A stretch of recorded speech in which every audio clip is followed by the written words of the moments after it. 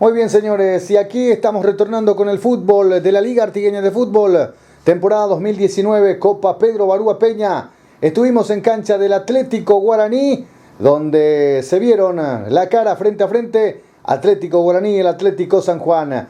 Aquí arranca el compromiso moviendo el cuadro de la visita Atlético San Juan, y a los 17 minutos del primer tiempo llega el primer gol del partido. Marcelo Fretes, una pelota muy bien metida, y Marcelo Fretes saca el remate potente venciendo a Tequi, poniendo el 1-0 del partido. Con pierna derecha, remate potente, dejando sin chances a Tequi. Sorprendía el equipo del Atlético Guaraní poniendo el 1-0 en este compromiso.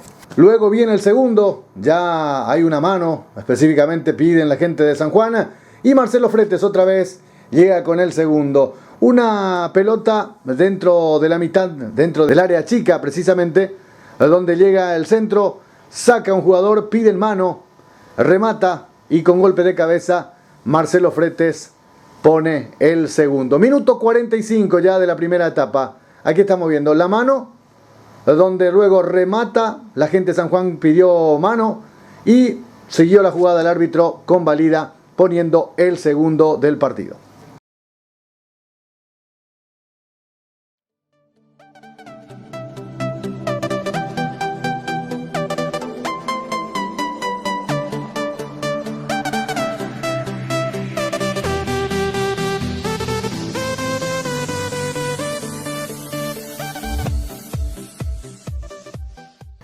Y bien, señores, llega el descuento. Segundo tiempo, se fue con todo el equipo de San Juan. Aquí un remate potente, ayudado por el viento que jugó también una pasada en esta jornada de 21 de julio del 2019. El remate de Rivas, sí, por supuesto, no hay que quitarle mérito. Buen remate, potente, donde las redes se rompen las redes. Este potente remate que vence totalmente al arquero y se descuenta el partido 1-2.